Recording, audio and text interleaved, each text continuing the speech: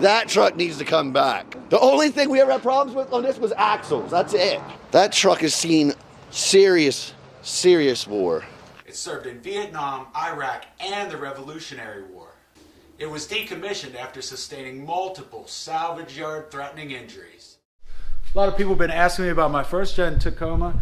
I've been building this 05, but now this is my 96 that I bought like 10 years ago. So I figured I'd pull it in today.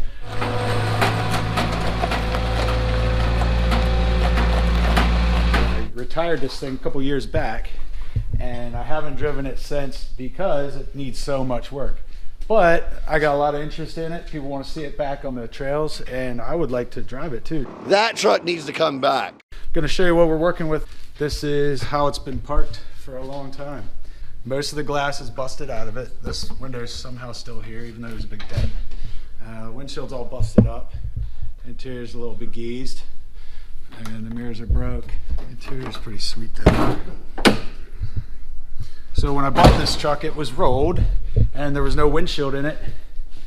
It didn't run. I took it home, got it running like immediately. It was easy. I only paid $500 for this truck.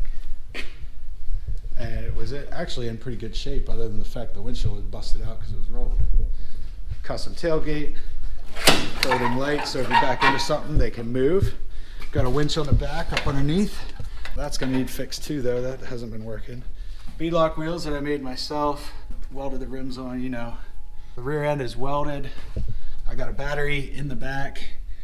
There's a little hole cut in the floor here of the bed for it. There's a hatch here that opens up for the access to the winch. Got this here snorkel that I made. Custom wide fenders, barely on there.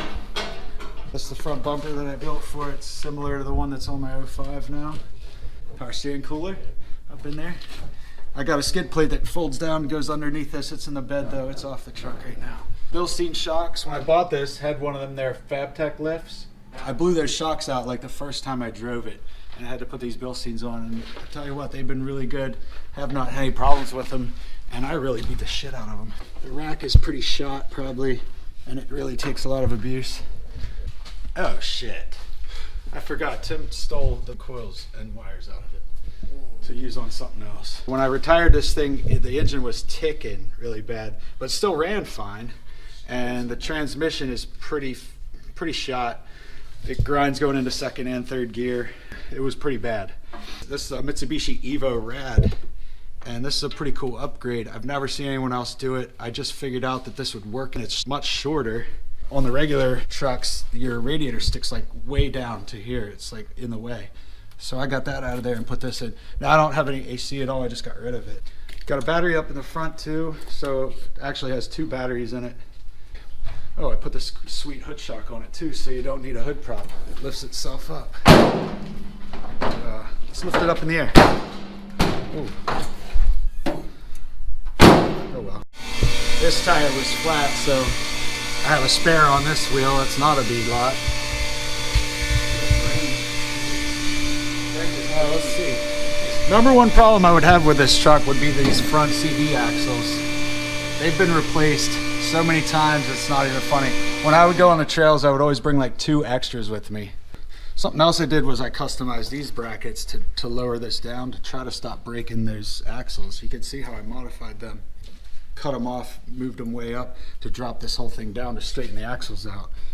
So you can see how far they're bent. I mean, that's at full droop. I tucked the exhaust up in. Usually the exhaust kind of hangs down below the frame. I got it tucked in so it's like all the way up against the body almost. I still got a full exhaust on it.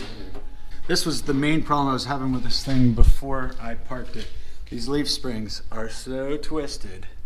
They're like S-shaped now. And I got to admit, when I first built the truck, I cut these loader leaves. You can see where I cut them off so it would flex better. And that worked great for a couple of years, but after a while, just from torquing on it and everything, it twists these so much. You can see the next leaf up now actually broke off. I didn't cut that one broke off. And it got to the point where this thing was twisted so much that it ripped the drive shaft apart. I lost the drive shaft, and that was pretty much when I decided to just stop driving it, because I literally lost the drive shaft. I couldn't find it after it came out of there. My kid found it like a year later.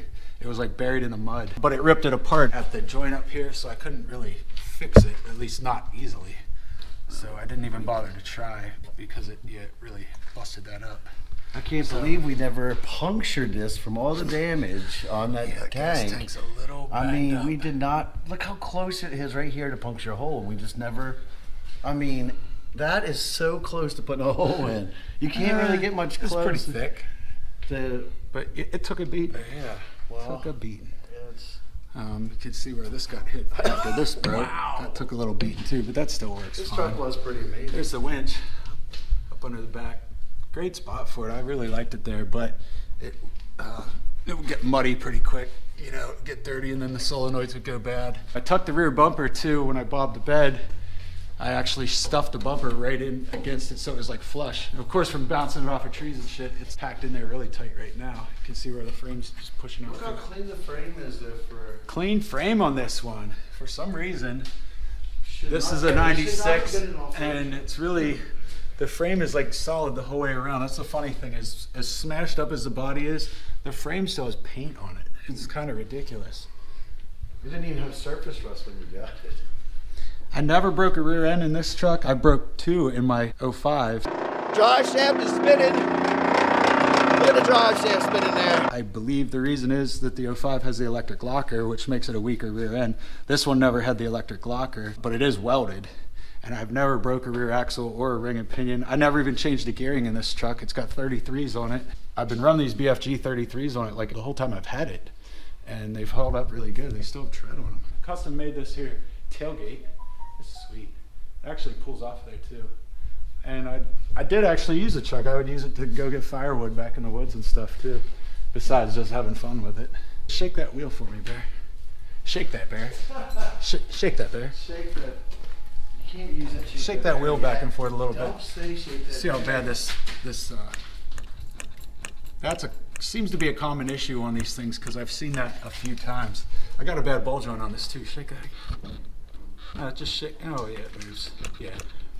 So the truck's gonna need a little work to bring it back into shape so we can beat it up even more. For all the more money I have into it, it was a really fun truck, and it was actually a lot more reliable than the 05. I've had a lot of problems with the 05 so far. But I got a brand new pair of leafs for it. I think they're like 3-inch lift leafs, so we'll see what that does. I have a whole 96 4Runner also that's a donor truck for this. I bought for $700. It's wrecked beyond repair in my opinion, so I'm gonna use all the parts off of that thing. Like, it's got a good engine, good transmission, good drive shaft, all the parts I need to put into this. So we'll get this back together. Subscribe to the channel, kids, and join us in the resurrection of the 96 Tacoma. Along the way, we'll be sharing with you lots of budget build tips and tricks that you all could use to save a couple bucks. Of course, if you'd rather see an expensive build, you could check out my 05 Tacoma. It's got long travel suspension, king shocks, 1-ton rear axle, and I'm about to swap in a 5.7 liter V8 from a Tundra. It's gonna be off the chain.